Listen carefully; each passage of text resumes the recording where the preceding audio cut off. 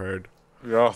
All right. All right, guys. What do we call this? Our grace period. Yes, grace period when we do Yeah, things. yeah. Grace period. What? Why am I saying too much? Grace period. Grace period, Brandon. Say it with me. Grace period. No. It's grace period. Grace period. Your mommy. Grace period. Oh, mamma mia. Here we go again. Mama singing like a fairy. What? I was about to say something really mean. Hey, that's it. See, that is such a cool background, Mikey. I feel Is really it? proud. Yeah, it is a good background. So apparently we're live. I'm not sure. Yes, I'm we not be live. positive. So if we're live, you know, let's just mellow down. We haven't had M&B Show for a week. It's such a long time. People thought we're dead now. We gave up on M&B Show or making machine or being on YouTube. You know, maybe we cry ourselves to sleep every day. We can't survive without. Ow, I bit my Oh tongue. no! Ow, get to the chopper. I bit my tongue. Ow. It's okay. It's okay. It's No okay. problem. So, yes. Welcome to M&B Show, guys and gals and whoever's watching or not. We're going to sort of slow down on the topics. Maybe we're going to pick them up when we get, like, I don't know, one viewer. We have one now. What are we going to do, man? I don't know. Me. Yes. Oh, it is you. You're right. Oh, no. Gasp. No. So, anyway, guys, welcome to M&B Show. My name is Micah. And I am Lord Brandy. And before we begin, I would like to say one important thing. Today's M&B Show is brought to you by condoms. Oh. Yes, we have a sponsor called Condoms. Oh, well. I don't know what brand. I don't know where we get the sponsor from, but we got one. Dylan. Wow. Those are awesome sounding. I know. I'm really curious. Why don't we get... I want some chips. I wouldn't mind some chips, you know. I like chips. Can I get some chips? Anyways, so we actually have some topics today, but we have only one real big topic. And it's about Doom. And we're going to talk about this in a little while. We're also going to talk about the flame war that's apparently is going on, but we were not aware of. Wow, Brandon, something we're not aware of. That's like unheard of. Indeed. Like, I wasn't sure. We're also going to talk about our films in detail. I'm actually going to go ahead and show you something very nice. Brandon made this sick thing. No, not this. Where's that thing? Oh, wait, it's in the freaking thumbnail. Never mind. It isn't a thumbnail. Yeah, so we're going to talk about all the films you see in the thumbnail. And we're going to talk about M&B Show taking a hiatus. Apparently, it's hiatus. Hiatus, yes. I always thought it was hiatus. But apparently it's hiatus. Who in America would be able to say that? I don't know. I swear I thought it was hiatus, but really it's hiatus. And we're also going to talk about Space Marine in detail. I'm going to show you some guys. I'm not going to show you any guys. I know you want girls. Space Marine. I'm going to show you some things from Space Marine. Space Marine. The editing and how much work actually goes into it and how long it is. I'm not going to show you any vocal stuff. Not going to show you much of footage. Just going to show you like stills. And you're going to decide whether you're going to like it or not. And it's probably like 1/3 way done. Probably this month is going to be month of working through this shit as if it was my last film. Oh no. Brandon, do we stop making machinima? That's it? Are we done? No, we need to no. give up, man. We were beaten. Oh no. Oh, we were destroyed. That's not what I meant. Yeah, guys, so here's the thing. We're going to talk about Doom right now. I know not a lot of you guys are familiar with Doom, since not a lot of you were born in the 1990s. Brendan, I know you were born in the 1990s, but let's be honest. You passed the Doom era. I still played Doom 1. But you passed the Doom era. Doom era is 1995. And being a 5-year-old kid and playing Doom, that shit is scary. That shit is scary as shit. And you I can't. still And had a Sega. I could not get past the second level. Can you imagine that? I couldn't get past the second level. I didn't know how to open the freaking door. I had my dad help me to open the freaking door. And just to let you know, my dad knows nothing about computers. My dad sucks at computers and everything. He can't play games.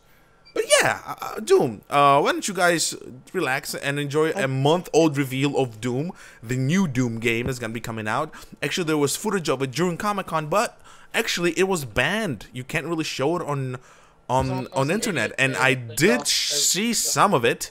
Unfortunately, I will not be showing it on YouTube because, first of all, it will get flagged, and second of all, I respect id. I love id. Id are awesome. I love id. Id or ID. I used to call it ID, but apparently it's id. It's id Entertainment. Guys behind Wolfenstein and Doom and a bunch of other kick-ass games, mostly in the first-person shooter genre and whatnot. So why don't you guys go ahead and enjoy some Doom trailer. This is the new Doom trailer, by the way, so kick-ass. We're standing on the edge of discovery. Let me share screen. A powerful technology with infinite possibilities. Instead, we let them in. Fused in an unholy union of flesh and metal.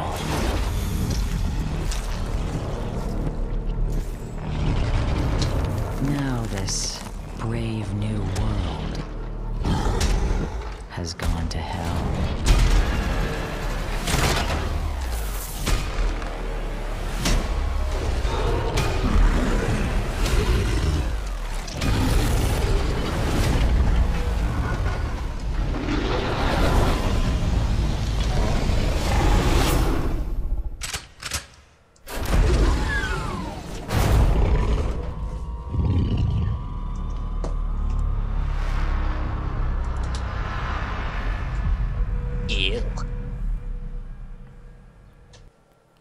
Now, for those of you who are not aware, Doom is an iconic franchise from back in the day.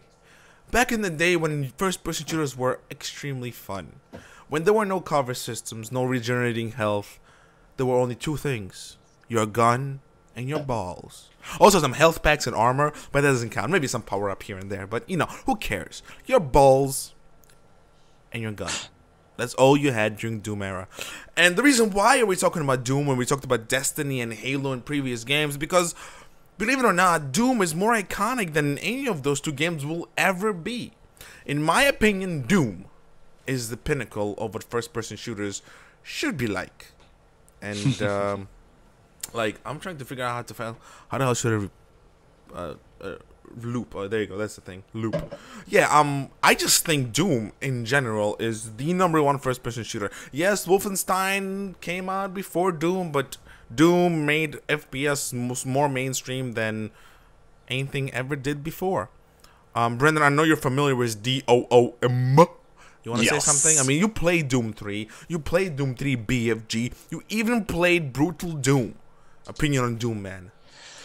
I definitely thought Doom was a great way to get into first-person shooters. And even though there wasn't much of a story at first beyond, oh no's, demons and aliens or whatever you would call them, it was still something that I was able to enjoy. So, I mean, it's definitely one of the things that I would say got me into games. That's it? That was so sweet and short. That's nice. Gotta go with efficiency here. Yeah, but oh yeah, you're right. We did decide not to make it too long. Yeah. Yeah. Oh well, you know, let's not make it too long. I don't think making it too long is a good idea. But you know, we actually have some more trailers for you guys to watch from Doom 3, Doom 2, and even Doom, the Brutal Doom. So go ahead. We're gonna sort of play them in the background a little bit for you guys to enjoy. I personally think Doom is #1 game in the world. And always will be a #1 game in the world, in my opinion. It's really hard to talk about something as iconic as Doom because you can only say two things and then the topic is done. Yeah. And the reason why we actually put so much Doom emphasis because they have pretty good kick-ass videos. And it's going to allow us to talk about all the topics on the list. And one of those topics is kind of odd. Because we did not cover this for over a month and a half, maybe 2. It was sort of quiet. And sort of quiet. Nobody really bitched, I suppose you can say, about it. And now all of a sudden we kind of have it come back sort of in a worse way than we left it last time. What do you think, yeah? Something along those lines? Reiterate. Alright, so last time we talked about the entire ordeal, it was pretty clear from our perspective. We set a rule, and if it's broken, we're gonna do something about it. But we decided to cut that, and it kind of was quiet for a while. I mean, the both parties were sort of docile and just hating within each other. So, my question is, why all of a sudden we have this another spike from nowhere of this sort of prepubescent hate, if you want to call it that? Okay, yeah. I mean, sure, you could call it that. I mean, it's not like very many of the people involved are above 18 anyways. This is what I'm saying. Like, a lot of machinima directors started out when they were like, what, 16, 15? And now, let's say 3 years later, they're 18, their hormones playing around, right? You know, they have very strong opinions on the matters, and they have no brains whatsoever, so they butt heads with each other. And it's really hard to talk about this, so why don't we just show the freaking video? Alright then. Alright, so before we actually show the video, I would like to do a disclaimer. We do not approve of this. Yeah, it's funny. It's funny, but we do not approve of this, and truth be told, I'm sort of ickied out about it. Because really, I wouldn't think people will go this low for this kind of behavior. I'm actually gonna let. Actually, that's a pretty long trailer. So where is it? What did I say? Bro, Oh, there it I is. got a 360 Just a little bit before anybody... Yeah, I'm gonna pause it. So go ahead. You want to say something? Say it. Just before anybody actually freaks out and starts pointing fingers at it. We don't care who did it. We don't care who's responsible for it. We found it. We were shown this actually. Yeah, and we know that where we got the video from, it said that it was made by a third party that was sympathetic to Machinima Union, meaning Machinima Union itself did not make it, but it was somebody in it. You know, yeah, I really think it was a member of Machinima Union, because there's no way it was a third party. If it was a third party, that would be like us. That wouldn't really bother with it until it became a big thing, and apparently now that's all the talk around the community. You got to remember that we're considerably more patient and level-headed than, you know, whoever did others. This. Yeah. Yeah. So, what was the name of the uploader? You'll see it at the very end of the video. All right. So this is my second time watching it. Truth be told, I did not get it the first time. Maybe I'll get it this time. So let's go ahead and see. Hey, bro, I got a 360 no scope of Call of Duty the other day. That's nothing. I got a 720 off the top of Run. Yes, you Come faggot. at me, you little bitch. Fight me in real life on Club Me.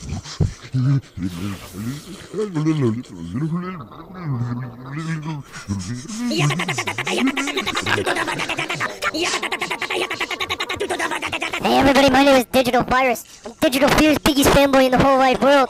How can I steal your content today? I'd like to steal your ideas. Give me your ideas! Ah! God, baby, you're stealing ideas. Yeah, faggot. Leave us alone. You're not MLG enough, loser.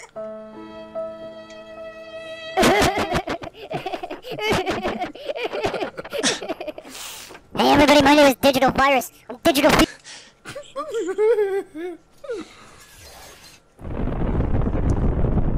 This is the end of it, right? The big ass explosion. There's nothing after it. It goes on for a while, right? Nah, Oh no, they kill him. there's still more after it, but Oh not... wow, I didn't know that. I stopped watching the explosion.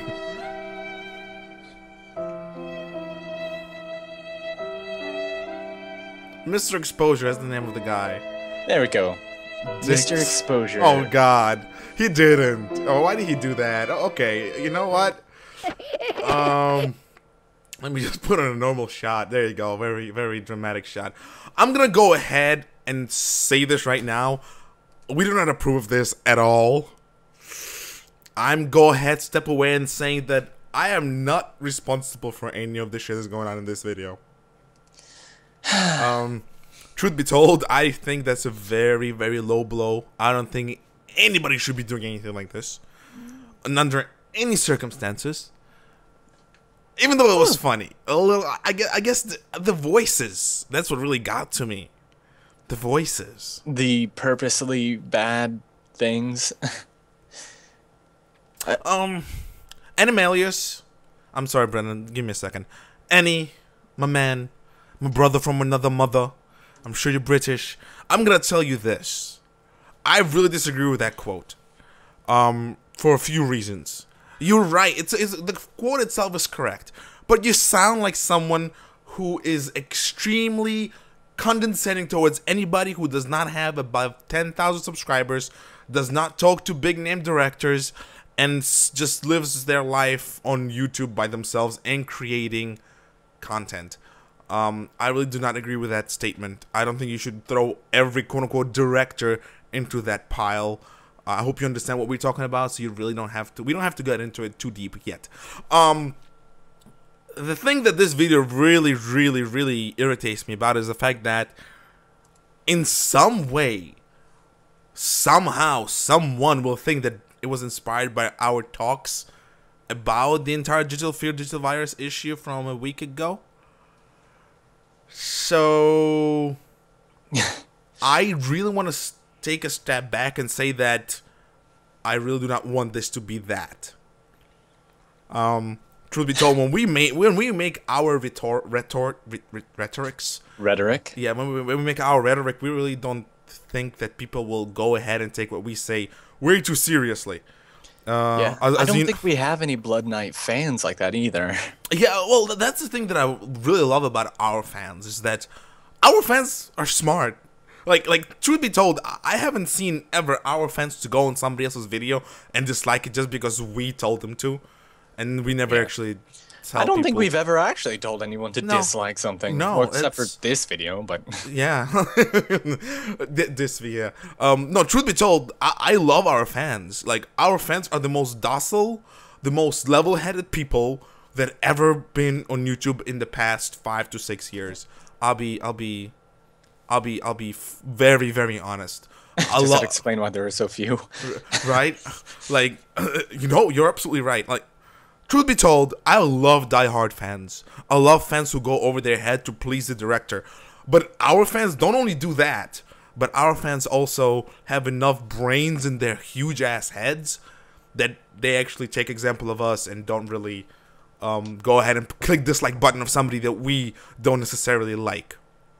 And I really do appreciate our fans for that. And I'm going to say that our fans are the best. I don't care what any other director says. Our fans are the best. Our fans are the best. Brendan, say it. Our fans are the best. Our fans are indeed the very best of the best. The cream of the crop. The apple of the eye. Which is sort of British all of a sudden, man? I don't know. You have to be British when you're giving somebody a congratulatory speech. Yeah. So, this is pretty much what our next topic, and this is the one topic that we're going to talk about for a little while. We're not going to stretch out this M&B show, guys. This is going to be a short M&B show. You can see in the title why. So let me go ahead and actually bring this up, and there we go. Right now on your screen, you're going to see a little nice little picture thing, and that's apparently what's going on right now. And while Brendan and I can spend an hour or 2 or 3 to talk about the entire ordeal between these two channels, we're just gonna say this. I think both of them are absolutely disgusting. I think people in charge of those channels, one side is extremely mature, and the other side is extremely mature and condescending. I really think that these two websites, when they go at each other like that, they really bring down what makes this quote-unquote community, like they like saying, good. The moment we have people go after each other because they have differences in opinion, when they have differences on the run thing, when they have differences in theological, I don't want to say theological, I want to say not opinion but outlook on things. How you say sentimental differences? Yeah, okay, good. Sentimental differences on how the community should be. We have this entire bullshit debacle. We have one side sending their dislike army on another person's machinima. We're not talking about it on somebody else's channel, on somebody else's website. We're talking about somebody else's machinima, somebody else's work, somebody else's blood sweat and tears in some cases that go inside of making a film, and they click that and abuse the dislike button because they have the power of 2, 3, 4, 5, 20 mindless little children who will do whatever they say. And the worst part about this, they know it. On the other hand, you have the other guys, no pun intended for our series, self-advertisement away, who are not mature enough or not big enough to go ahead and say, fuck you, we're gonna do our thing, and ignore them.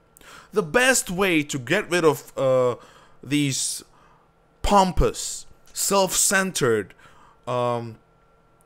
self-absorbed people is to ignore them. No matter what they do, ignore them. Or just have fun with them for a little while and then leave. Don't go as far as to go ahead and publicly accuse them of yada yada yada or yada yada yada, or make something like that. Was it funny? It was entertaining. It was funny. Did I personally like it? No. Brendan, did you like it? Nah. I mean, what's probably the funniest thing in that thing? In that video. And then again, I like the sound effects, so it's like, I know. You know, one thing that we hate putting in our machinima is extra sound effects from another things, but we love listening to sound effects. I think I really like the other. Yeah, I like sound effects, especially one from Team Fortress 2 is amazing. So we're not going to talk about Machinima Union, Machinima Evolved, and what they do for in a big scope. We both, I'm going to say something, Brent's going to say something. I think they're redundant. We already have a great website called machinination.com, and we're going to have something that Arbiter is making. It's going to blow up, and these two will be left behind. And for a very good reason, because this behavior that they're portraying right now is unbelievably stupid. We are a third party, you know, supposedly we side with one side or the other. I hope this kind of proves that we flip both fingers at them. Brendan, go. See, as for me, it's less of a flip both fingers at them, but I still sort of think that they need to chill. I don't know whether or not I should be afraid of how they're going to, what do you call it, retaliate against each other. And yeah, where is it going to end? It'll either end when one of them decides to finally just break down and leave, which I'm not sure if that will ever happen until Arbiter's site comes out. I think, or yep. Until one, you know, finally decides to grow up and just, you know, talk to the hand, I guess. Yeah, I agree. But this is not gonna happen because both, you know, I think the second one is the one is most likely to happen because both of the sites are so full of themselves as being the place for machinima directors. Well, what do they offer in the end? That's what I want to ask our viewers, 4 of you or however much there are. You belong to these websites. I am sure that some of you, all of you, belong to either one of these websites. Can you please tell me, how the hell do they affect you? Tell me, what have they done for you specifically? You know what, take away the tutorials, because tutorials can be found on internet since 2000, whatever, whenever internet was created. And on YouTube since 2001? When was YouTube created? 2003? No 2004? Whenever, since the creation of YouTube, there have been tutorials. Especially right now, there's a lot of tutorials for every single program you can find. Maya, Poser, After Effects, Sony Vegas, Blender, the Apple editing softwares, Windows Movie Maker, all audio tutorials. You don't need these websites to tell you what to do. All you need to do is to go ahead and just type in for a tutorial. You don't need to rely on a website to tell you how to do something. You want to have a third 3D program?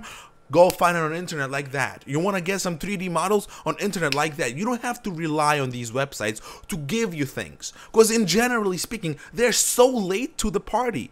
Everything they do is already created. Everything they have is already here on YouTube. There is no reason why you should join these websites. And if you do, tell us why. Because I feel it's redundant. We're part of these both websites. We both monitor ME and MU. We did post some things on MU, But we didn't post it because we needed publicity. We posted because, hey, they were doing a little list, and, you know, for a growing website, to have something to put on the list, generally speaking, is a good thing. Generally speaking, it's a good thing. So, I would like to see your opinions on why are you joining these websites? What do you gain from them that you can't find on your own? That's probably one of the things that I really want to talk about, sort of speaking, is like, the point of being a machinima director is to be independent. That's when you're not part of a bigger channel, or a bigger hive mind. No, I actually want to say of a bigger actual YouTube, YouTube network, is to be independent. The entire point of being a machinima director who does things by himself is to learn. When you join these websites, especially, you know, Machinima Evolved, not only are you being breastfed what you should know, but you're being breastfed only thing that they want you to know, which destroys your creativity, which destroys everything that you stand for. Because the moment you join a certain website, you become entrenched in a certain way of thinking. In my opinion, the best director is the one who learns things by himself. I think, you know, every single person who makes machinima has basic knowledge of editing, of effects, and of sound balancing. Everybody who does machinima has basic knowledge of that. It's your job to learn everything else by yourself, because that way you're comfortable with what you're doing, instead of learning something specific, something very narrow from one individual, which turns your film into their film. It's not your film anymore because you're using same techniques, same filters, same camera shake, same bars, and same plugins in After Effects or Sony Vegas. You pretty much destroying your individuality, and you become nothing. One of us. You know, I love that. Okay, Brandon, your turn. Okay. For anybody else who got their mind a little scattered from listening, what are you asking me, Mikey? Oh yeah.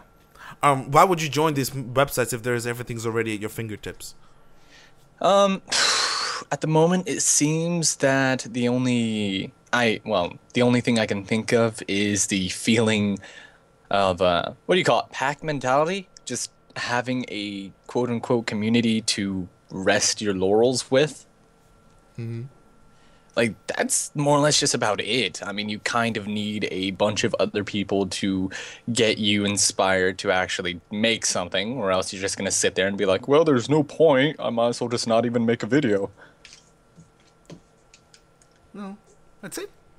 Well, that's the only reason I can think of for joining a thing when everything else is right there. Yeah, but these websites pretty much offer this stuff. Yeah. So why are they offering if it's already existing? And especially when you have, like, we made our tutorials for using just the 3D CGI model program, animating. CGI program, Poser. Yeah, we made a tutorial, 5-step tutorial how to use Poser. Really simple. Pretty much what Adrian Valek-Sparks did is showed his work during actually creating a model for us. It wasn't something specific, you know, it was general idea of how to do something. That's what I'm talking about. That's a good tutorial. You show somebody how to use something generally.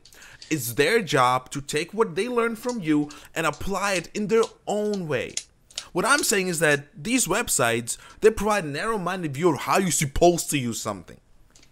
So they give you a tutorial. If you don't do what tutorial tells you, you automatically are not good enough for them. Yeah, I mean, I suppose the only reason they have tutorials up there, like, I guess the difference between their tutorials and our tutorials is that we have a tutorial up and we haven't, like, really linked it and anything. You know, it's just sort of there on our channel. If somebody's looking for a tutorial, they will find it on our channel, but we're not advertising our stuff as we're providers of tutorials or come and look at our things to figure out what to do. It's just like, hey, there's a tutorial. It might be one of ours. I don't know, but you could look at that if you need help.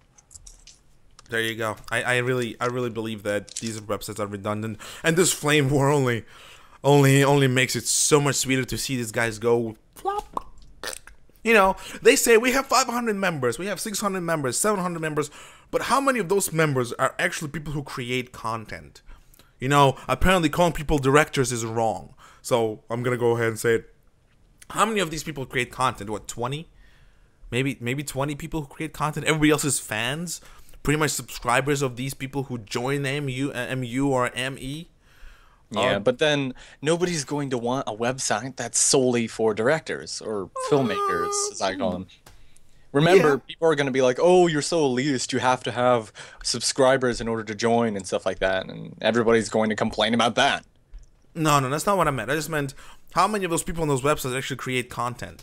They say they have 500 members. How many of those do you think are actually machinima directors? How many of those people create movies? I mean, is that number 500? Is that actual active people who go on that website every day? Are these people who contribute to whatever? Because when we check the topics, not only are they extremely identical, but the responses are not something you'd expect from a helpful place. All it is just a place to come either bitch or promote yourself. Like Elite Killer said, and Animalius said, either to place to meet somebody or to promote themselves, to get their name out. I think that's all these places are good for. Hey, my name is Jubal Dooble. I make stuff. And then at that point, if you don't have 1,000 subscribers, 2,000, 3,000, nobody's going to pay attention to you. Unless somebody else with 1,000, 3,000, or 2,000 subscribers. Nobody else is going to pay attention to you. Do you think these big guys really care what you think? You think if you're going to tell them something, they're going to actually take it in? Not unless they really hold you by the hand and tell you, you're my protege now. Do what I say, please. You know, that's what I think is happening in these websites. It's really fun to be from the outside and, you know, kind of looking on the entire situation without actually talking about the situation, just looking at the websites. I think we're doing a good job. I'm going to go praise myself. Pat me on the back, Brandon. Pat me on the back. Go stroke your e-beam. Pippity splooge. So nobody really gave us a reason why joining these stinking websites is a good idea. Beyond beyond Elite Killer 259 saying that he met a few great friends, or well, let me ask you then this, my friend. And what? So you met somebody you can talk to on Skype. What's next? How did this improve you? Did this help you become a better machinima director? Do you all of a sudden have all these amazing super duper ideas just because you met these people? Is socializing with somebody is the same as being part of the community? That's my immediately question. above him, Solar Flare says that, let's see, I will say though, it has helped me get in touch with voice actors. Well, that's a practical thing. You don't need to go to these websites to get in touch with voice actors. There are already websites dedicated to that alone. Brandon knows a few. Yeah. Go ahead, say them. Behind the mic, let's see, there's, Machina Nation, there's Casting Call, there is a dozen of other voice acting forums, like the Voice Acting Alliance, the Voice Acting Club. And if you're really, really into it, just type in on YouTube, Audition 2014 Demo Reel Voice. And you will have thousands of videos with different voices. You don't need to rely on a website that has maximum of 10 to 12 voice actors who made posts there. You can just go on YouTube and type in yada yada yada.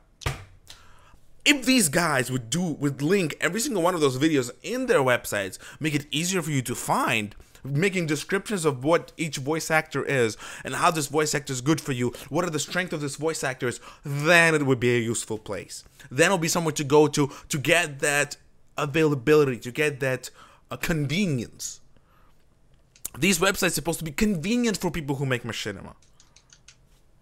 Excuse me, where's the convenience? All I see is bitching, bittering. Let me see my machinima. My machinima named is Desire 2.0. Please watch it.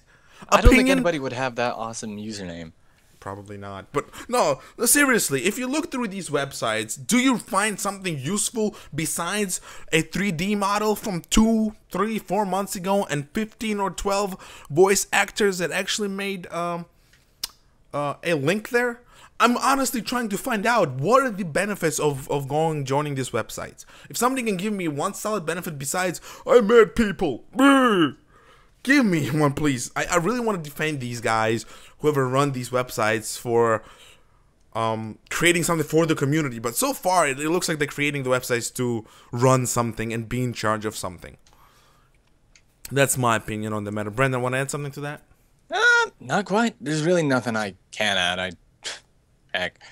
I have a feeling that we'll just have to see what the impact is once everybody moves over to Arbiter's site.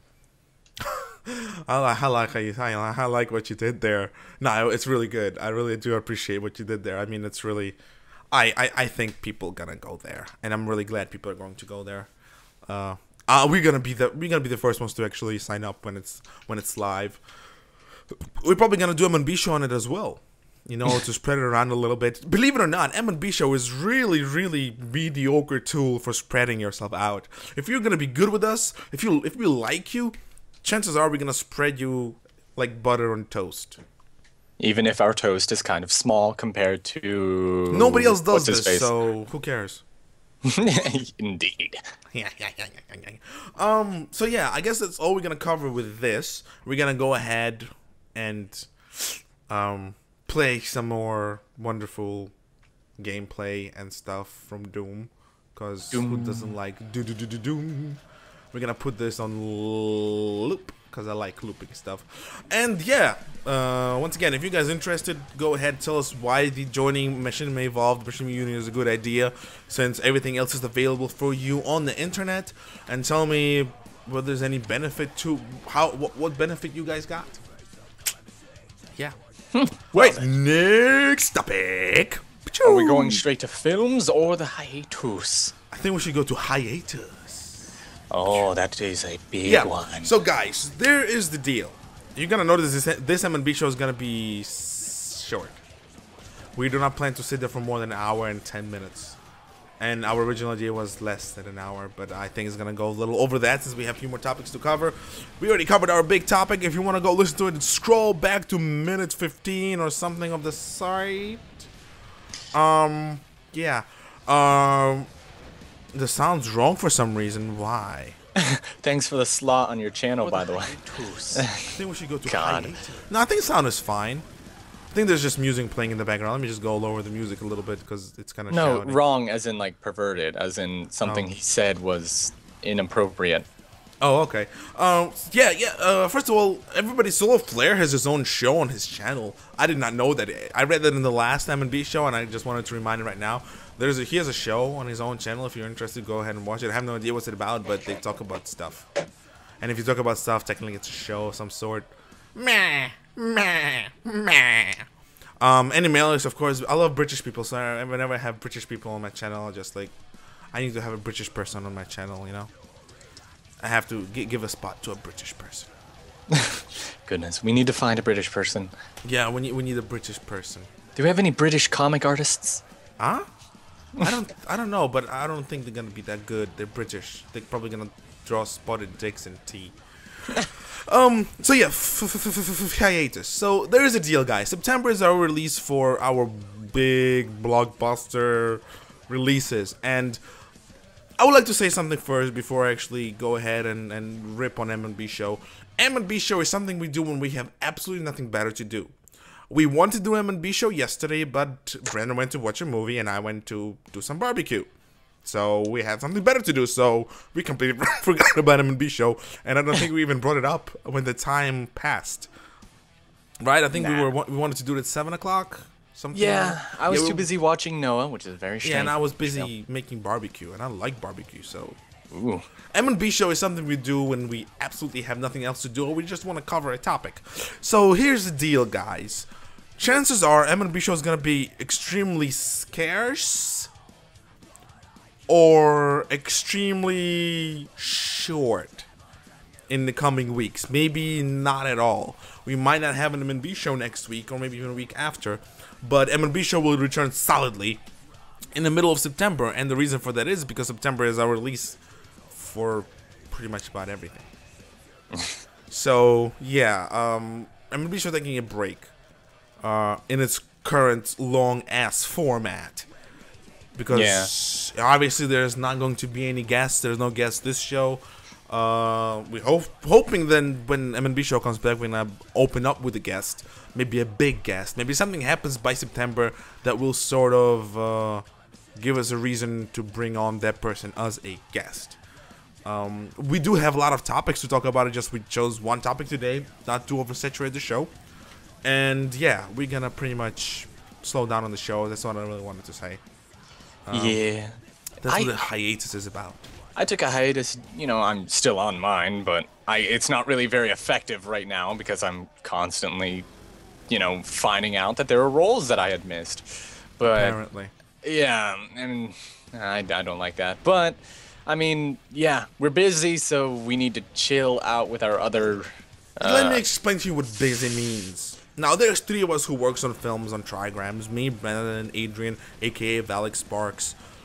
Adrian has 2 jobs. Why have we still not gotten him into an M&B show, damn it? Dude, difference in time zones. He's at work right now. So yeah, Adrian has 2 jobs. Brennan has a job, and he's gonna go back to college this month, right? Yes, Later on the this month. 25th. Yeah, I have a full-time job. You know, I have to pay bills and stuff, even though I'm really convenient with my bills. But we have our life busy. We don't sit in the basement and shout at our moms because they didn't bring us soda. We don't sit behind. Well, I don't. I'm pretty sure nobody. Actually, none of us do. Well, None of I've us got a basement apartment going on. None of us sit behind a computer every day and work. You know, I work with the military. Brandon works at Subways. Adrian works also in some sort of. He actually changed his job so often. I don't even know. Like, service industry. I'm so glad I don't work in service industry. I would never be able to work in service industry. I'll be honest. I'll be really cocky right now. I'm too good for service industry. I'm too good to be a teller. I'm too good to be one to take orders. I have kick-ass education. I have kick-ass brains. Yeah, so I mean, smart. to be fair, I'm not gonna lie and say, oh, it takes certain people and social skills to be a Subway employee. No, but it don't. You know, I know. I just said I wasn't gonna bullshit and say that. You know, I'm gonna say this right now. If you have a service job, I feel extremely sad for you. Oh no, Spearheads! You scared me. Goodness. Ah, wait. No, I'll be honest. You're already a ghost. You go boo. Oh yeah, boo. You're right. No, I'll be honest. If you're in a service job, be it a teller or a, I don't know what you call it, a Just Subway employee or If whatever. you have to take orders. Oh, that was the wrong video. What the hell? What the hell is a Doom video? Did I miss it? No. Did I not put it? I I didn't put it. Let me put the Doom video. But yeah, go ahead. Talk about service industry for a little while. Okay, well, I mean, service industry, I really, really, really think that it's a case of, hey, like, if you're trying to take it as a full-time job, the service industry is just something you do because somebody has to do it, like you're a plumber or a janitor or something else. That's something, if you had that sort of noble outlook on it. For me, working at Subway is sort of a starter job, since I'm not really prepared to go out into the big old adult workforce yet. I'll be honest, Brendan, I'm sorry to say this, but I went from high school to an internship in Wall Street right away. I never had a job of a service. I was a camp counselor when I was 16, maybe 17. I was a camp counselor, but right in the middle of my not junior, sophomore. Wait, it goes freshman, sophomore, junior. On my junior year, between junior and senior, I was working on Wall Street with Fitch Ratings. It's a good company. It's kick-ass. It's big, nice building, right there in the middle of not in the middle of Times Square, but right by the waterfront, right next to the Bull. You know where the Bull is, right? You ever seen the New York Bull? No. Oh, well, you gotta go see the big-ass bronze bull. I worked right there. And right after that, I went to work with my uncle for the military, sort of speaking. And See, I'm gonna have to go to New York once I'm done with college. Totally, man. I'll buy you a beer. You'll be old enough by then. Oh yeah, I'll be out of college. I'll be a big man. Boom, boom, boom, boom, boom. So yeah, I have never had an experience in working in these scrap jobs. I'm sorry. If you're working in the industry that requires you to stand and give people money and take orders, hats off to you, but I don't really kind of care. I don't think those are jobs that I would personally look at as something you can advance in. Even my job, you know, my job is relatively important. I mean, I handle multi-$1,000 contracts and multi-$1,000 jobs. Let's just go ahead and tell you, I build machine gun parts. Good. Yeah. See, that sounds a lot better, but I mean, I build sandwich parts. Oh my god, that sounds so much exciteful.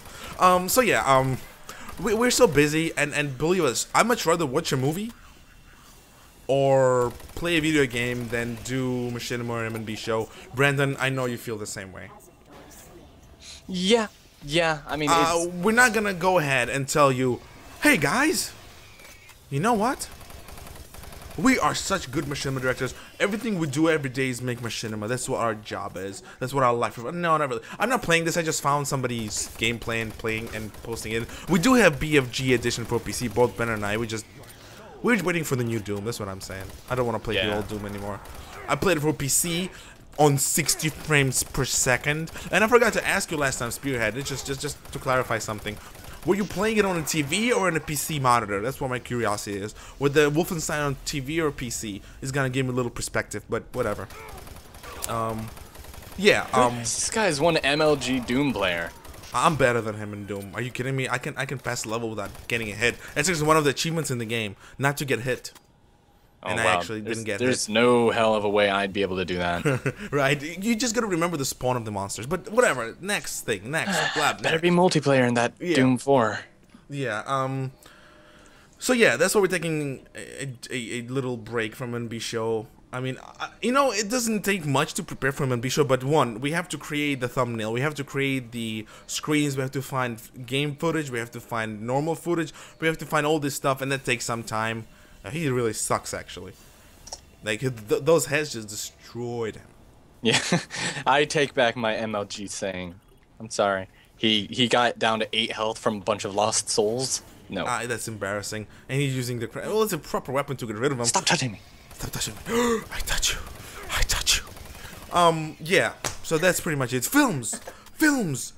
That's our next topic. Bro, you want to sort of start or something? Films. Are we just talking about all the shit that's going to be coming up in September? All right, there you go. September is a big month. That's why we're doing short M&B shows. 1. Space Marine is going to come out in the second half of September. So from 20th to 30th. That's what I'm hoping for. That's why that's what I'm roaring for. Elites of War, same thing. Second half of September. 20th to 30th. Hoping. The Other Guys and Scale & Claw should come out in the first half of September. So from the 1st to the 20th. That's where the first half of September is, unless my halves are wrong, but whatever. Yeah. We are working so hard, that's what she said, on Space Marine. It's not even funny. And I forgot to mention one big thing. That's what she said. Lils. Finally, another scene of Monster Hunter has been done. Actually, I would like to say thank you everybody for watching Monster Hunter. It's almost finishing. Episode 12 is right there on the tip of your noses. Or my nose, or Brandon's nose.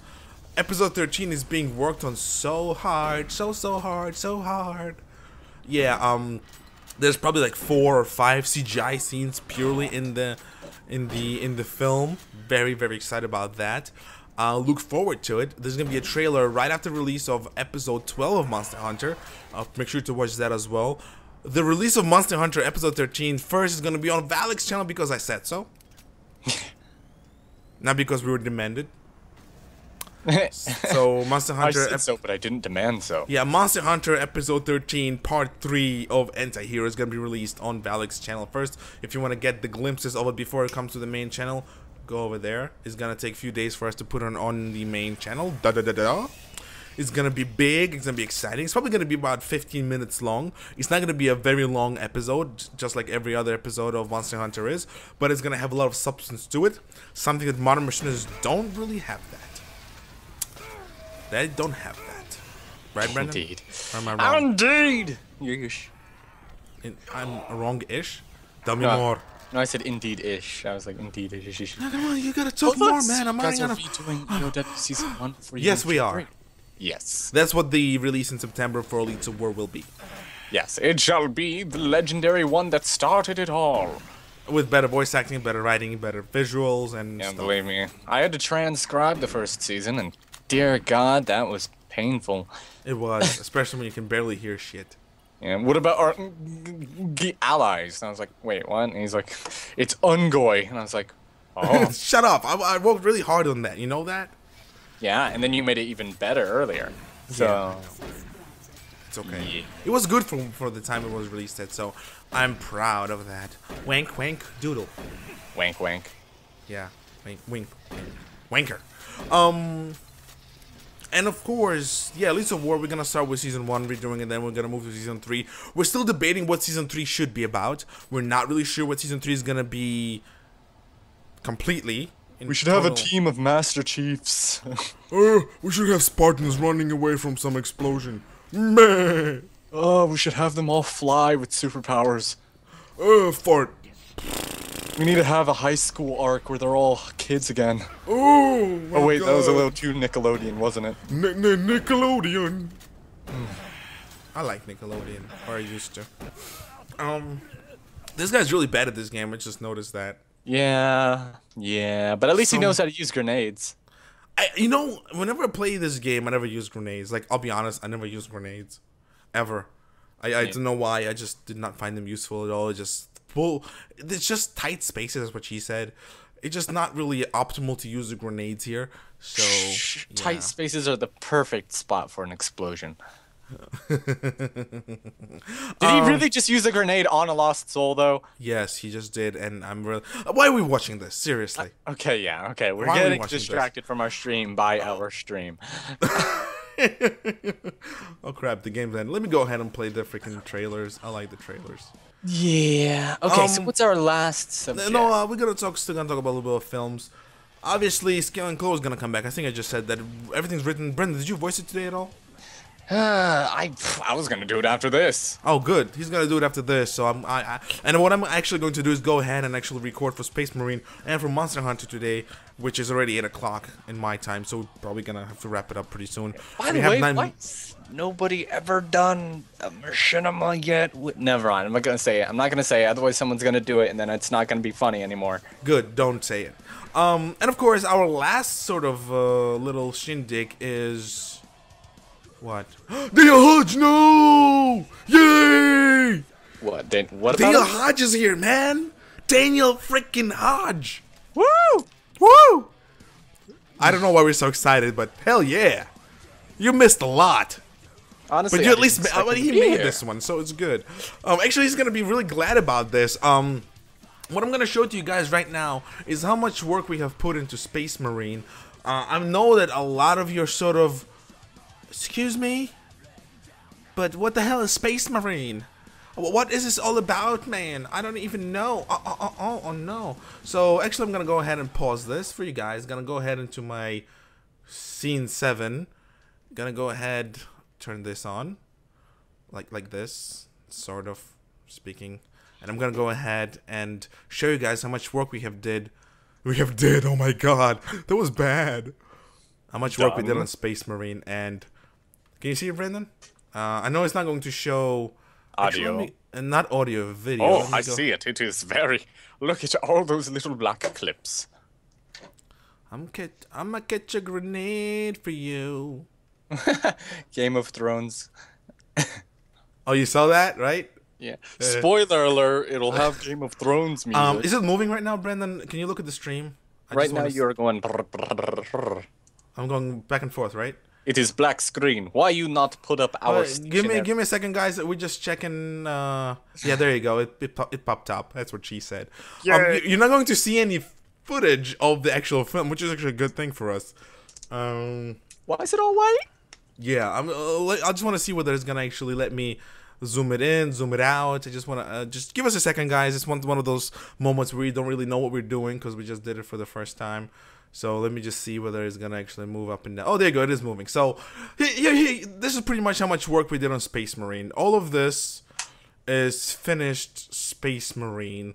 As you can see, it starts at 0 and it ends currently at 1:08. Actually, so technically 1 hour and 9 minutes of Space Marine is pretty much done. And it's done to the point of almost 100%. Only thing we'll have to do is to put it through a few filters in Adobe After Effects and add some. I know you guys don't see the actual screen right now because the recording software I use don't really allow me to do that. Actually, it will if I go ahead and use it on a different thing, but I don't want to show the footage anyway because it's gonna sort of give away. Arbiter 607 did a really good tutorial on how he does and edits machinima. I would like to do something of my own of the same sort and to show you guys right now what I'm actually doing with the editing of the Space Marine. So it all starts out with the voice acting. I like my voice acting to be all in blocks or things. So all of this, those are individual voice actors that have done their lines. Let me go ahead and see whether you can hear something. Maybe I'll play Daniel Hodges' line. Let's go ahead and hear this one. I don't know what it's going to be, if you're going to hear it or not, but let's go ahead. We are on the right track then. We have our coordinates. There will be ample opportunity to study all of this madness after we reunite with Base. There you go. I don't know, Brandon, tell me if you're going to hear it, guys. Tell me if you heard the voice acting. Not sure if you guys heard the voice acting. Brandon's going to take a listen. Yeah, but what I like to do is to take all the voice. I do not like filming before most of the voice acting is done. I hate doing that. I like getting all the voice acting, putting it on the tracks, and just chipping it. Little chips of it away. Oh, there you go. Let me go listen. Wait. If you're going to hear it or not, but let's go ahead. We are on the right track. Yeah, you can hear it. Awesome. Where was I, Brandon? Brandon? I am listening. You don't have to listen. You talk all time. Not good. I kill. Oh no! So I know it went through. So it's all good. So the thing is, I like my voice acting. Then I go ahead and pretty much chip off by clicking S. So I chip off the pieces that I like. Control Z to go ahead and put it back together. And all I do is I have my script out. I look at what the voice acting is for the particular scene, and I know which. I also named all of my voice actors right here, as you can see on the tracks. Every single track has a name of the voice actor or the character there. As you can see, it's not a really secret. Bayfire, Gabriel, Emmanuel, Victor, and Nicholas. Those are the characters in the film, and each one of those has their own little track on the freaking project. As you can see, all of these dots. These are all lines, individual lines that I had to put together.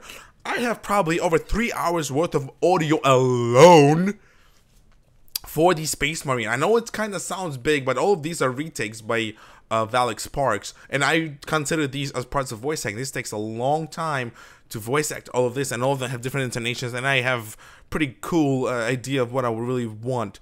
There's total like of 9 characters in the film. It's not a big film in terms of cast, but there's 5 recurring cast members that are doing a pretty kick-ass job. All of our voice actors are so enjoyable to listen to. I think we got so lucky with Space Marine. Brandon did an amazing job looking for these guys. Like, literally, I thought, Brandon, go recast these motherfuckers. And he recasted these motherfuckers. And now we get a kick-ass cast. Also, on the bottom 2 layers usually, or bottom 3, I have an extra layer here. I always have a musical accompaniment to the film. As you can see, all of these little tracks are musical scores that are mingled together to create one fluid musical score as it goes in from one place to another. Sometimes it gets lower, sometimes it gets higher, depending on the scene. I don't really put too much emphasis on music in the film, but I like having it in the background all the same. And as always, it's all, as you can see, painstakingly edited and cut, just in case. All of these are individual pieces of music, maybe of the same track, but maybe of the same type of track, but they all melded together, as you can see, all the way till the end. And as you can see right here, it's pretty much voice acting ready for filming. What I do is I place the audio before I do the film. First, I place the audio to know who's talking, how much they're talking, and when the talking cues are. Then I go into the game. I put on, obviously, moving the map and act it out and bob my head most of the time when the character speaks. Or time it to the point where, hey, he's going to stop, he's going to listen, then he's going to move on. I hate doing pre-voice acting recording. Why? I don't feel comfortable.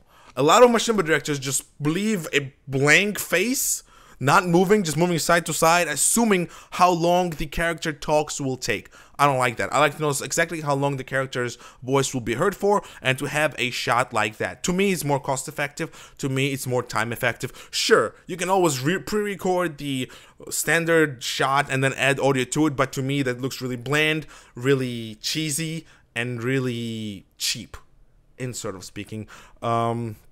Also, all of this is pre-rendered. As you can see, there is no audio track for these shots.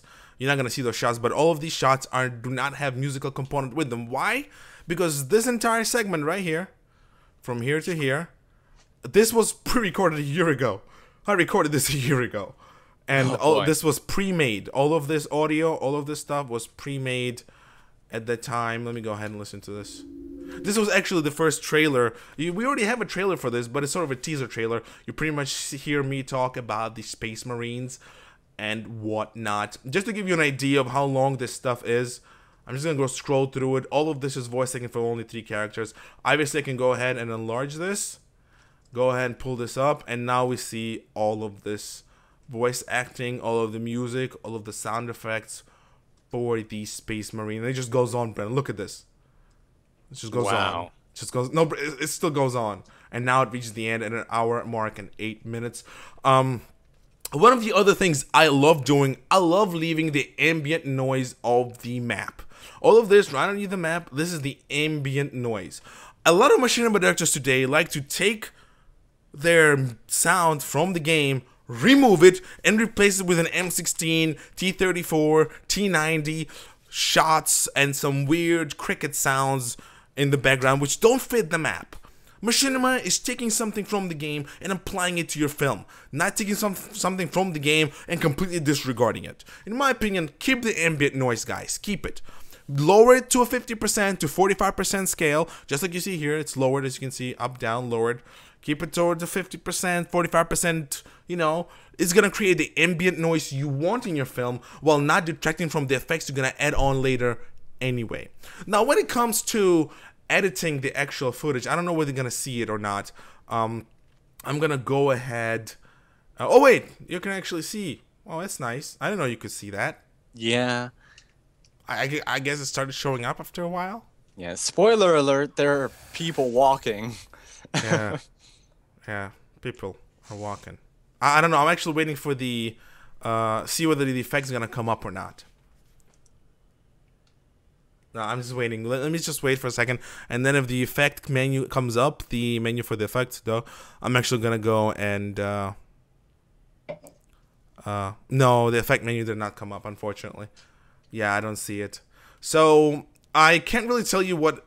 Actually, do I see it? I don't know. Let me see. Maybe I didn't click on it yet. Probably did. Yeah, so apparently nobody can see the effects menu. So whatever. I'm just gonna see it. The effects that I add to the shot, to every single shot, effects that I add, color curves, sharpen, brightness, and contrast. These 3 things that I always add to every single shot. Depending on what shot it is, I might add another brightness and contrast and another color curves to give it either these day view, night view, depending on what I really want at the particular time given, or at a given particular time.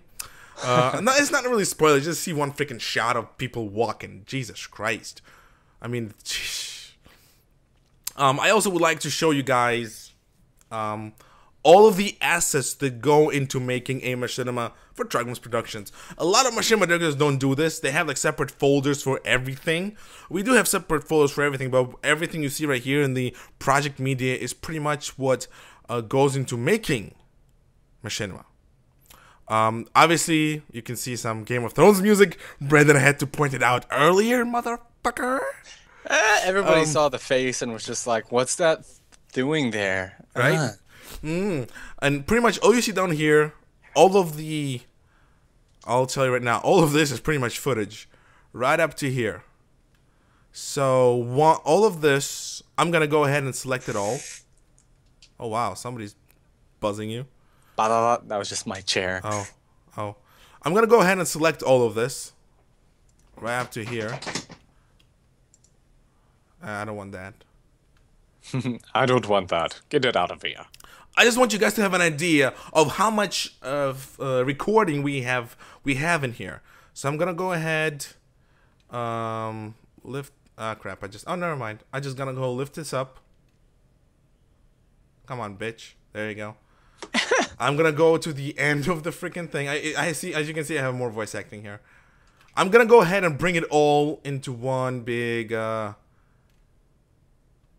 line for you. So right now you see all the acting, all the body acting that the Space Marine had. It starts at 2, it says at 2:35 and ends at 14:44. I have 12 and a half hours of footage for Space Marine. I want you to take this in. 12 and a half hours of footage for Space Marine. And none of these are retakes. I haven't had a retake yet. 12 and a half hours for a film of raw footage. I want you to think about you as a machinima director. Can you manage to have 12 hours of footage, of raw footage, for an hour worth of film? Some of you might say, this is so inefficient, man. You're inefficient. No, these are actually basic shots. You should take 2 or 3 shots of the same thing. And all of these, most of them are just single takes. 12 and a half hours, Brandon. What are you going to say about that? As somebody who doesn't do this stuff like this, 12 and a half hours of raw footage, of body acting. Go ahead. I want your opinion. Okay. Well, first, I'll take it from a student's viewpoint. As I'm a student studying film, this is one of the best things I could look at to say more stuff is always better than less stuff. Or in a way that is not totally stupid and horribly on the mouth, I would be saying it's better to have too much footage than too little. And wow. And just so you know, this is only 1/3 of the film. So projection-wise, when it comes to battle scenes especially, we're probably going to have over 40 hours of raw footage.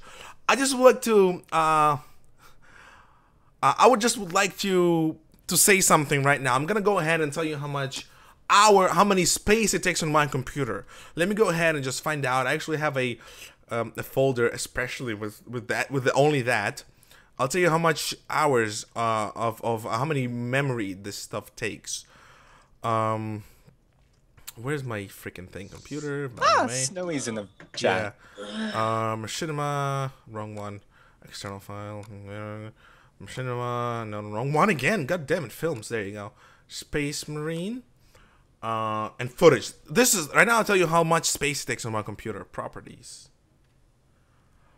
Oh, that's not that much. 66.4 GBs. Now, imagine if you had all this stuff from, say, a Skyrim machinima. Oh, whoa. This is only from one film, though. 66.4 GBs from one film. Now, you gotta understand Skyrim. Wow, you're funny. Skyrim, 18-minute video, 18-minute episode, the body acting and the footage comes out to about 400 GBs. Why? Because Fraps has a very nasty habit of recording in a very large formats. Uncompressed formats. Yeah, ugly. So there's around 200 to 400 GBs of memory you spend on making a scaling claw. But you know, currently we're talking about Space Marines, so yeah. Yeah. 12 and a half hours. I hope you machinima directors who think they're gonna make a big film understand how much memory you need to have in your computer to accommodate this, because you can't delete this unless you're pre-render it, and I do not like pre-rendering. I hate pre-rendering. Why? Because chances are you have to change something later on. You're gonna have problems with that. So if you plan on making a big film and you do it properly with proper takes, proper camera angles, prepare to have at least 250 GBs of memory free for a Halo machinima. And if you want to do a PC machinima and you're going to use Fraps, forget about it. You need like 2 terabytes of memory. And remember, the less memory you have, chances are you might get a hiccup. And when you get a hiccup, your entire computer crashes. And when your entire computer crashes, all these 3 hours of work you did go down to the rat's ass. I like rat's ass. It's a nice. I like the way I said that. I'm so smart. What else? Excuse me, Daniel. I do Skyrim Machinima Scale and Claw. Hello. Damn. Damn it. Skyrim mod acting. Damn you, Daniel Hodge. You're like the worst person ever. I hate you. I hate you. Excommunicate him now. He just, Actually, what else I wanted to show you is actually voice acting altogether. How much voice acting we have altogether. I also would like to say that not all of the voice acting is actually... external hard drives are also risky. I have... Everything I have is internal. Except one. I have 2 terabyte hard drive that is external. I use the transfer between my laptop, which is my recording rig, and my tower, which is my editing, gaming, streaming... jerking off rig, I don't know, whatever you want to call it. You see how good I'm at jokes? Let me go ahead back into this thing and actually go ahead and check out the... I'm going to delete all of this. I don't need this. I'm like, why did you delete all of this, man? Boobs. Let me go ahead and tell you how much voice acting in hours total, since I can actually check it right now. Actually I'm going to go ahead and find it from here. You also got to understand, I have a lot of special effects here. And yeah, actually I'm gonna go ahead and check it over here. Voice acting, there you go. How much I haven't voice acting takes up much less space. Oh, this is... But it's still 4.12 gigabytes of voice acting for Space Marine. And that's from the old voice. I tell you how much voice actors I have right now. I mean characters. 1, 2, 3, 4. Daniel, you need to watch it now. Watch it. Watch it. Watch it. We have 10. We have sort of 10 characters in this film. Again, I know what you guys thinking. There's none of the sports. Oh, it does take place in Halo 4, and it has some. I'll be honest, it has some kick-ass shots, like this one you see right now. It has something. It has pretty good shots. Watch it. It's a good one. So yeah. If you have any questions about editing and stuff, I also gonna show you guys how I record. If you don't have $3,000 to spare, don't even buy a gaming or an editing rig. Truth be told, if you want to be really efficient with editing and gaming, you need to buy something at least $2,500 worth with modern graphics, modern CPU, and modern motherboard. Do not get anything cheap. Otherwise, you're going to be out of date in a month or two. Again, if you are a machinima director and you don't have a good PC, I feel sorry for you because you need to have a really good PC for editing capabilities. Oh no, I'm elitist. Kill me. Then again, it's like the farmer working with rusty old tools. You need to have nice quality things if you want to be able to, how would you say it, produce the right crops. 15. I'm trying to count how many musical scores I have. 15. I'll probably have 20 different musical pieces. What you call it? Yeah, Valve takes a lot of space. Yeah. I probably have like 20 or 30 tracks from different films. Probably 3 or 4 different films throughout the entire my film, which I use the audio in. Some of it is what you call it, is non-copyright, so it's pretty good. Some of it probably is, but you know how it works. Sometimes you get it, sometimes you don't. I don't really pay attention to that right now. Probably one of the best part about editing is like when it all comes together. I also would like to say that all of this is gonna have letterboxing. Everything you see, sort of these little shots, it's gonna have letterbox. It's actually a film. So yeah. Yeah, what else could it be at, hour of length already? Yeah, that's the rule I have. The reason why we added borders to Monster Hunter is to take your eye away from the ugliness of the 2007 graphics and recording stuff. For our comedies, we don't use letterbox. For short films, we don't use letterbox. We only use letterbox for actual films because that's what they're meant to be. They're meant to be letterboxed. Right? Yes. I like letterboxing. It's a cool word to say. What else can I say about Space Marine? I just want to show you guys the progress. 1 hour and 8 minutes. Oh, Rise of Sparks was 2 hours and 15 minutes. We had a 3-hour Elites of War episode, which was actually a film, so suck on that. Sherlock. Meh. I misheard musical files and thought for a second that Space Marines was going to be a musical. What else? God damn it. We already over our mark in 30 minutes. Let's do it for 7 more minutes, then we can bounce. Let me see what else I can. We do use Adobe After Effects for the After Effects. for effects that go after the film. Okay, the films are divided into sort of 3 different parts: pre-production, obviously production, and post-production, something of the sort. Once again, I'm not really a film guy, but that's what it goes. Pre-production is script writing, concept design, ideas, plot twists, character designs. I think I already said that. No, I just said designs, character designs, set designs.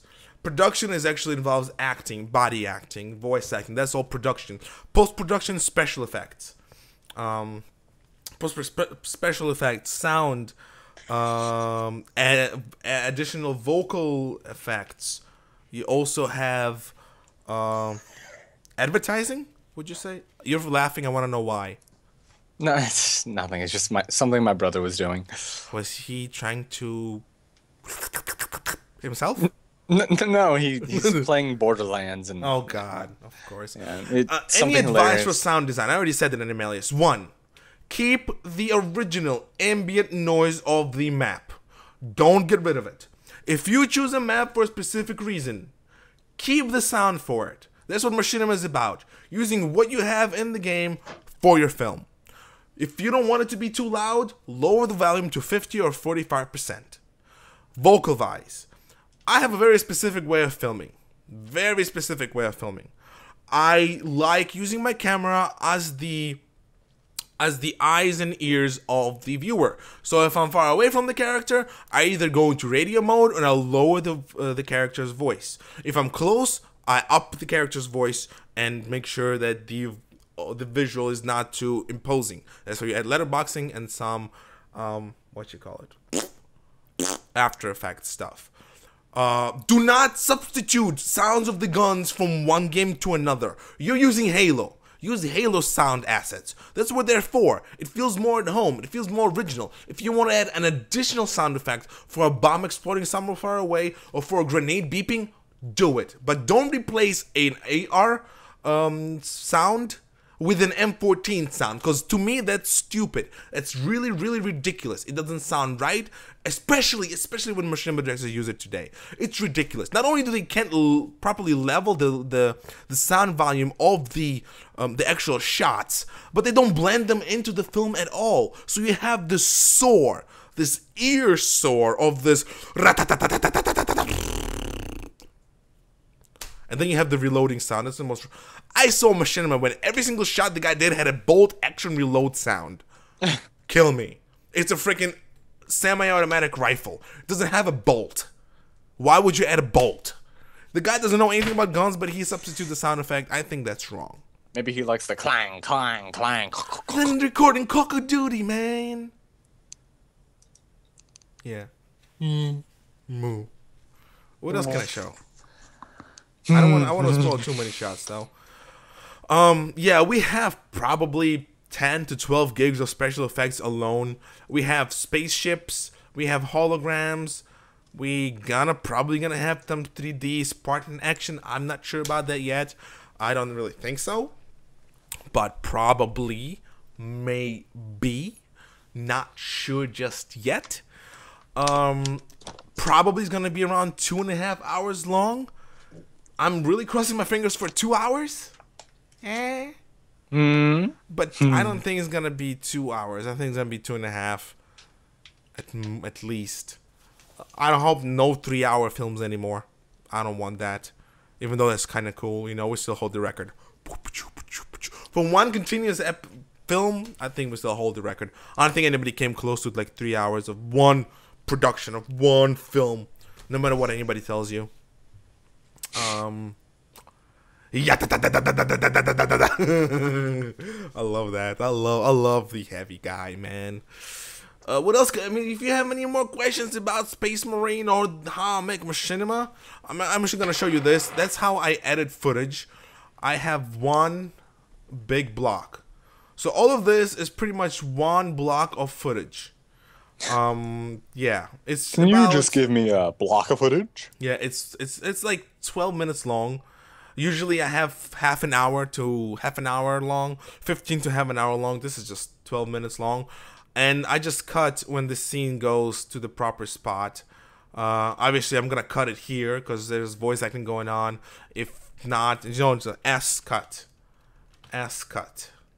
S cut. And then I edit into the actual film. Let's do Control Z to get rid of all this crap, man. If you're using Arbiter's shortcuts, good for you. I don't like using them. The only one I used, and then I found out before Arbiter, is the Auto Ripple. Pretty good. I like it. Found out before Arbiter. Did not make a tutorial about it. Arbiter. Auto Ripple.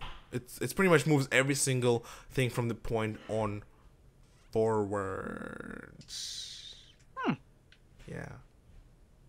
Go. Yeah. Yeah, I already edited him in. I just don't want to show it. I don't want to spoil the metal guy yet. Meh.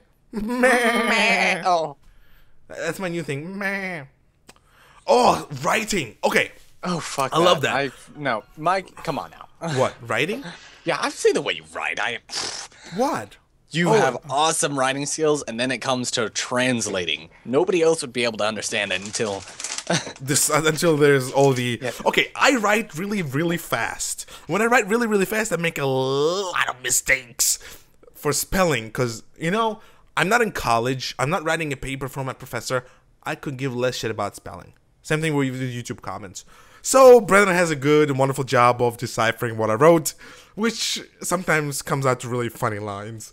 Yeah. Writing style, but in general writing style, logic. It's logic-driven writing style. Space Marine had a little bit different style to it, because one, you can't write a Space Marine film like you would like a Halo film. Space Marine film has to have a certain tone, a certain gravitas, a certain approach to it. Because every single character, you're pretty much writing emotionless characters and giving them humanity.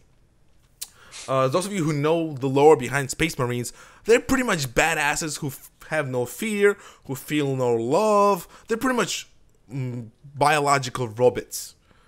It's really, and the way you have to write them is you have to take that biological roboticity. See, I made up a word. I'm so awesome. You have to take that biological roboticity and give it more humane features. So if Brandon read the script, Hodge read the script, then I'm pretty sure they're gonna say that every single character in there is pretty much the macho man. And you know, they all have their own machiness about them. The trick about that was making sure they can be more relatable too. Yeah, what? I said, you know, it's good that we never ever followed that straight up group tactic as always having like segregated roles and then there's always a scrappy or something. Yeah. Well, I don't know. Well, I'm gonna talk about this a bit more. I mean, every single character has sort of fills a very small niche within the Space Marine universe. However, you play the games, you know the character types, you know character models, you know character types in terms of like who has a hammer, who has a machine gun, yada yada yada. You have to write that into a good film. There's only 2 or 3 good films, actually 1 good film. There's only 1 good film for Space Marines, and there's only 1 good game for Space Marines, third-person shooter game, and there is also all of these. The Warhammer 40k. Yeah, Warhammer 40k universe. Flying at the horde with that. Oh man, it's an amazing game. If you get a chance, play it. Okay. I've seen it like on shelves for a discount. I was like, Space should I get Marine is based. It's not based, but it follows sort of the movie, but not really. It doesn't follow the movie. I'm telling you the feeling. I really wanted to create the feel. Space Marines are known to be badasses. I want to take that badassery and put it into adventure. So Space Marine: Shadow of Clavicus, which is the film, is about adventure. It's about adventure and mystery. It's about solving a mystery. It's about finding the truth behind yada yada yada.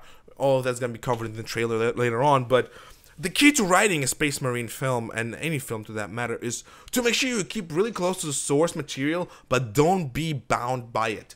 I took very little liberties with the Space Marine film because there's a lot of fans who love Space Marines. And my job as a writer, and my job as a machinima director, is to make sure I stay true to what I'm writing and to the subject that I'm writing about. If I'm going to write about a Space Marine, I have to include certain things. And I have included everything I could from my basic knowledge of what Space Marines are. I did probably like 2 hours of research on them. I have basic knowledge of what they are. It was really easy to write the film, though. I probably wrote it in like 6 hours. But remember, I work, so I don't write it. Don't sit down and write it for 6 hours. I wrote 30 minutes at work, 30 minutes when I go home from work, 30 minutes when I'm at home just to relax. Yeah, it all came out to 6 hours and 58 pages. 58 pages of script. I also do not do that stupid huge ass gaps for script for the lines. Wait, so pretty much gaps? every single line is filled with dialogue as Brendan. Oh yeah. Mikey doesn't like the whole descriptive text stuff. He leaves everything up to the film to do the describing. Yeah, or the voice actor to that matter. And truth be told, my voice actors never have problems with that. I never had somebody ask me, well, how do you want me to say that? It's because I have to translate it. Shut up. So yeah, when it comes to Halo Machinima, logic and links. Links, not the one from Zelda, but links as in one has to connect to the other. If you look at Leads of War, and I don't really want to say it for a long time, it is extremely canon friendly. Extremely canon friendly. It takes place into sort of a very shadowy part of the universe. There is a good possibility it actually would have existed if it was written by somebody. Who said there's no mercenaries? That's a lie. We already know there are mercenaries because there are books that describe there are mercenaries. Who's to say there are no elites that sympathetic with humans? Well, there we go. We have Arbiter who's sympathetic with humans. And we also have the Glasslands where humans and elites work together. I haven't read that one yet. Well, I never read it either. Spoiler alert. Spoiler. We have all of these Halo 3 humans and elites working together. Who's to say there is no hidden colony? We know there are hidden colonies. We know there are planets not even explored in the Milky Way. Who's to say there's nothing there somewhere where humans and elites working together? Who's to say there's nobody holding behind the scenes?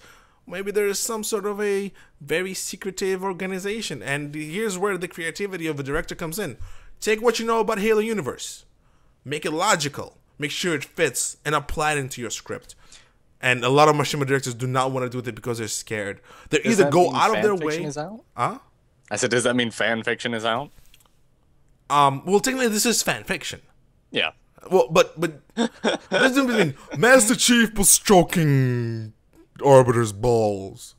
You know, that's not fan fiction. That's bestiality to a point. Testicles. Yeah, it's really not fan fiction. It doesn't fit the universe. Good fan fiction complements the universe, and great fan fiction lives inside the universe to the point where it's seamlessly integrated inside. Rise of the Spartans, I'm sorry, that's great fan fiction, but it does not really meld with the canon of Halo. Granted, I defended it as such, because who knows, maybe there was a secret school in Reach. Who knows, maybe they did find another Halo. Who knows, maybe there is one cruiser who strayed away from and joined somebody and started killing people. Who knows, maybe it happened, but it's not really that friendly to the lore. Especially parties, Spartans, partying, flip you off, whoever thought of that, man. That was horrible. That was the worst idea. That's where I lost my taste for Rise of the Spartans, when I saw that horrible party. Sorry party goers. Well, I mean, obviously they can't have glad to be alive sex in a film, so I mean, how else are they gonna break the tension, right? True. Yeah. Any more questions about the writing or creating of machinima? We're very unique at creating our films. I'll be honest. I don't think there's anybody who makes machinima just like we do, because we're so condescending and awesome. Yeah, we're condescending and pretentious douchebags. I mean, obviously we're not directors. We're just content creators because we don't have 10,000 subscribers, man. Speaking of which, I know it's kind of sort of late, but we reached 4,600 subscribers. Chances are by the end of the show we're gonna lose probably 4, so we're gonna be back to like 599. But yeah, we reached our 4,600 subscriber mark. Thank you very much. And in 10 days or less, we're gonna reach our 1.8 million view mark. So we would like to thank that as well. I would like to thank the oldies and the newbies. The newbies. I write based off a version that I Sorry. And then I worry about representing it fairly with the tools I have. You see, Daniel Hodge is a perfect example of somebody who likes writing fan fiction, but doesn't exactly wants to abide by the rules established by the universe, and that's perfect. I like that. You don't have to connect it to the universe. You don't. That's a perfect way to say great fan fiction is just great fan fiction. That's why people make great machinimas. It doesn't really have to connect to the Halo universe in any way. I really do like it. Well said, good sir. Yeah, I'm so awesome. I'm balling, man. I'm balling. Ballin', y'all ballin'. Yeah. Okay, fine. That was awesome. That was Welcome, awesome. traveler. Hey, I had the kick-ass guard voice. It was brilliant. Yeah, but by the way, Brendan was in mods, right? You were in a Skyrim mod, no? Nah, not mods, but I was very definitely in one of a set of films. Hold on, wait till it gets to the very end. Now! What? Good. Well, you killed two. You're checking stuff? No. I was Daniel Hodge was in the mods for the Skyrim stuff. Brendan has been in Machinima for Skyrim. I make Skyrim Machinima. It's such a more rewarding adventure to make Machinima in Skyrim. I think we talked about this before. It's so much more fun. Yeah. I love making Machinima in Skyrim. It's so much harder and so much more tedious, but the reward of making film in a Skyrim setting is just plain kick-ass. It's much more rewarding personally as a Machinima director. Very rewarding. Definitely. I mean, I can't say I've ever made one. I can't even like grasp the concept of making one in there. Wait, wow, there's like a weird echo in me. What is this? Do you hear something weird? No, why? Okay, never mind. There's music in the background, but Oh, okay. Yeah, that might explain it. But it's definitely a lot better for me to look at when it, comes to Skyrim Machinima, because it's like I've done the Machinima, or I've been in Minecraft and Halo, other sort of Halos, and it just seems that Skyrim Machinima is the one that has a little bit more personality to it, because Silas is able to do an arms crossed pose and think about stuff. You can't do that in Halo. unless you use CGI.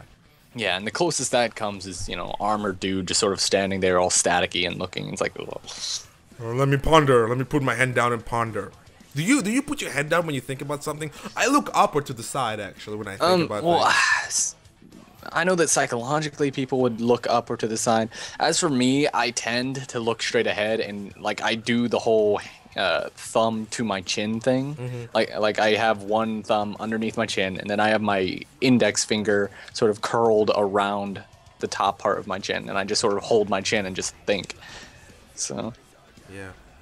I just look up or to the side, like, did I say that right? Like, literally, sometimes on M&B Show, I'm like, I say something like, yeah, I said it right. Okay. Right now.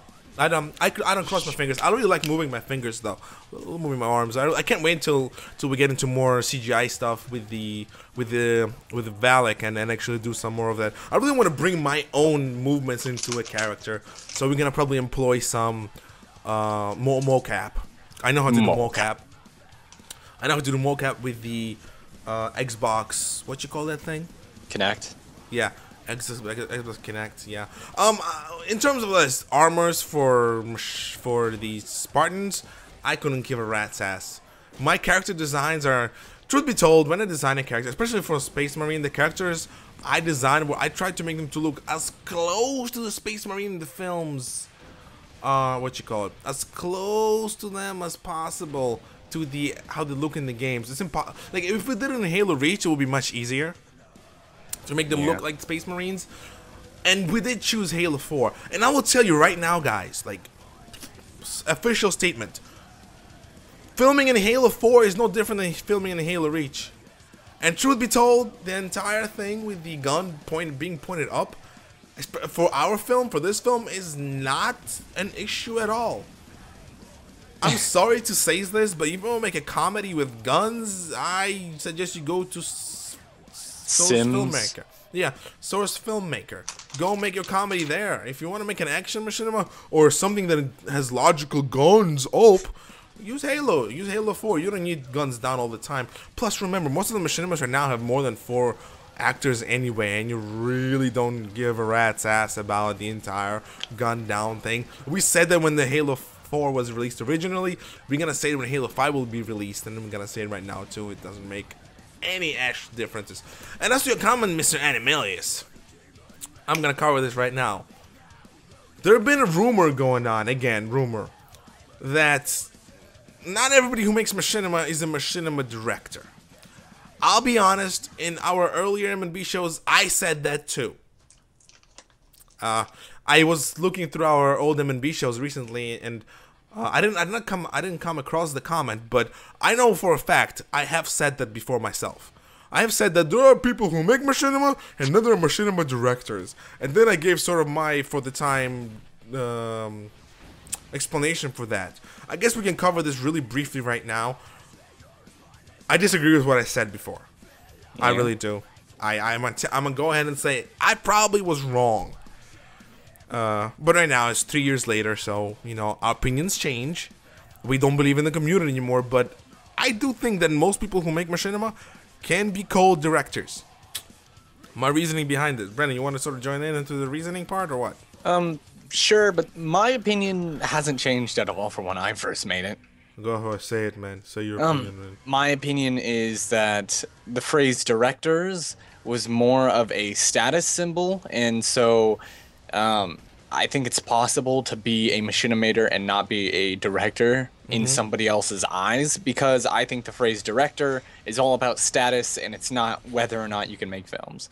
I always thought, you know, whenever I refer to other machinimators or something, I either call them machinimators because they make machinima, or if they do a whole spattering of other things beyond machinima, I call them filmmakers because they make films. So other than that, I just, you know, I just sort of use filmmakers as a general phrase. Yeah, yeah, you know, I think I remember you saying that a lot too. Yeah, you're right.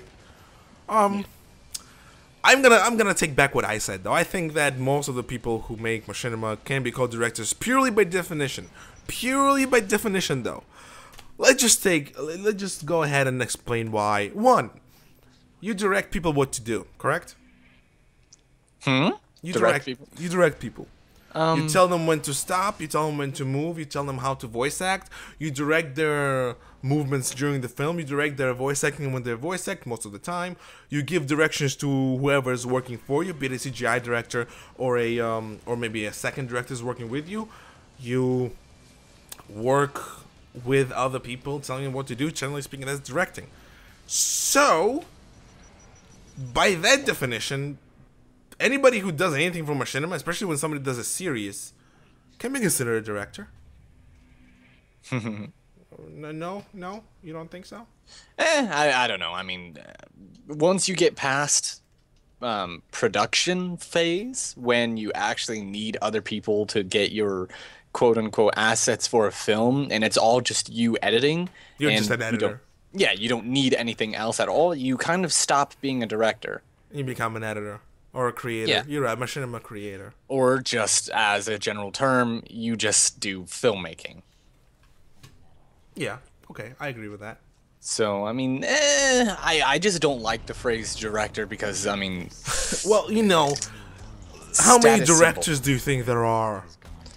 I don't know. I don't know anybody whose entire... Oh, wait, didn't we make a list? No, I mean, I don't think there are anybody who goes, okay, hey, there's this guy with a script, he produced the script, I'm going to gather what assets he has produced and put it all together. I don't think there's anybody who does that.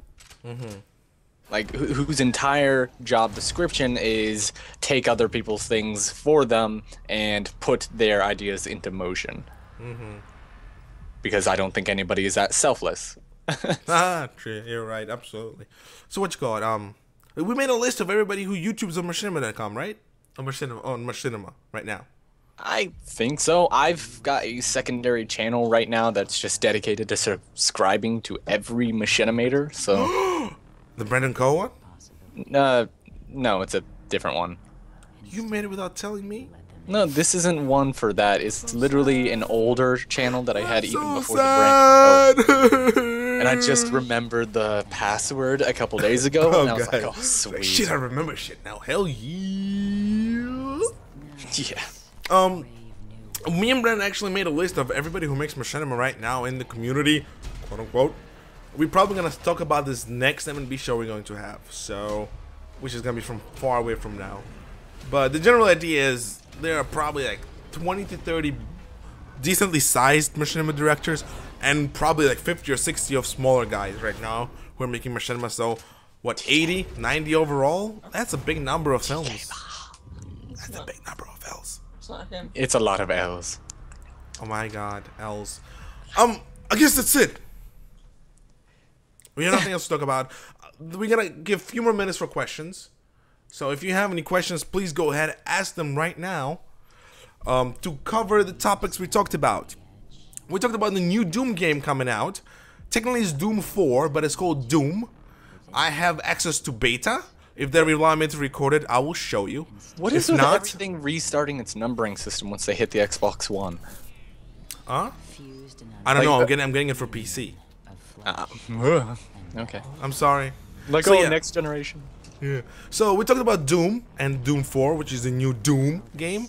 We talked about the flame war between Machinima Union and Machinima Evolved. We also talked about, is it really worth joining those websites when everything you need is already present in the YouTube itself? We talked about films that we're going to be releasing in September. Space Marine, Scale and Claw, Elites of War, The Other Guys. What else? I think you got it. It's just Yeah. all in the description right there. We talked about M&B Show going on hiatus. Because we would like to take a break to actually work on machinimas instead of spending our free time from watching other movies on this. But I wouldn't mind, whatever. And we talked about Space Marine in great detail. Some what you call it? Bye-bye, Daniel Hodge. We're also ending the show right now, so thanks. Thanks for showing up, boy. He managed to stay through for most of the thing. Yay! Boom. Who says we're not popular, man? Hell yeah! Yeah, man, look at our 8 viewers. Oh, we're beautiful. We love every single one of them. Not really. I don't like Eddie Malley. She's British. He probably has bad teeth. He probably has bad teeth. That's like arson, murder, and jaywalking. We get music from movies, games, TV shows, and Computech and free stuff. Figure out how to make it good and matching. It's up to you. Everything. But for example, I'm to gonna watch Gladiator. I like the music. I'm gonna go download the Gladiator or OST. Can I apply it to any film I have right now? That's next time, you know. Gladiator. Yeah. Evolve is in the game. I think it's gonna be very fun for the first week and a half. Like Left 4 Dead. Yeah, and then it's gonna be so much fun that person 2 and 3 gonna play it alone. I think Doom is gonna be more fun. I recently got back into Guild Wars. By the way, make sure to go and watch my streams. They're fun. I play kick-ass games. And you know, if we reach 400 followers, we can actually partner up with Twitch. Or 500 followers, whatever, 400 followers, we'll partner up with Twitch. And we'll be able to make some small amounts of money to support Twitch and YouTube. So I don't have to pull out money out of my own pocket to pay the voice actors, even though I don't mind. Speaking of which, gonna pay 2 more voice actors next week. Haha, because I'm so awesome. They're coming to take them away. So, if you would please go ahead and follow me on Twitch. The link can be found on our main page. I will greatly appreciate it, like really much. And if you can spread it around to have other people follow it too. Brandon, I don't think we ever do that. I don't think we ever ask people for anything, but I think we can ask them for this. Yeah. If you guys can, please go to our Twitch stream place. You can find it on the banner on our main channel. Please follow it, because if you follow it and we gain enough followers, we can make money off of it. It's much easier than making money off of YouTube, and it's gonna just be helpful for me and Brandon. We have a donation button there. You don't have to donate anything. Brandon, didn't we even donate anything? No, we have not gotten any donations, but we haven't really asked either. It's literally just, hey, you feel generous? Go ahead and throw them up. So if you could, please follow us on Twitch. I would greatly appreciate it. Tell your friends to follow us on Twitch. We play StarCraft. Right now, I'm actually doing a playthrough of Assassin's Creed 4. Once Unity comes out, I'm going to be doing entire playthrough of Assassin's Creed Unity. Doom, every single new game I can get my hands on will be twitched. I had the Wolf Among Us stream, the entire last episode. I had both last 2 episodes of The Walking Dead streamed. It was pretty fun. I enjoyed streaming. So if you could please go ahead, follow us on Twitch. Appreciate it. And also Twitter, right? At Trigrams at Elites of War. Right? Let's see. If you Twitch? No, not Twitch. Twitter. At Elites of War. Yeah, it's literally Twitter/elites_of_war. It's at _elites. Oh yeah, at Elites of War. Yeah, that's all. There you go. Yeah, and Twitch. Our Twitch is Trigrams_streaming. Yes. You know, I stream mostly since Brandon is a lazy bum. So yeah. He doesn't have any good games to stream, that's why. Bullshiz! You just complained about Guns of Icarus. Hey, go ahead and play it. I don't mind. Man. Hey, people liked I had like five people watching when I was playing Assassin's Creed, so probably gonna play today. And so much for me voice acting. I'm gonna do it today. So yeah, thank you very much for watching. Yes, thank everybody who came here. You gave us something to strive for. Yeah, our life are so complete because, you know, without you guys, we are nothing. And that's a lie. I couldn't. We're lying, condescending pricks now, Mikey. Yeah, I'm sorry. My life does not revolve around YouTube. Hour and 45 minutes, Brennan. I hate myself, and you too. It's all good. We always okay. So it's the last show we're gonna have for a while. Truth be told, M&B Show has been really successful. We probably have over 15,000 views across all M&B shows, maybe 10,000. We know we're approaching our 50 M&B Show mark. So September we're gonna celebrate that.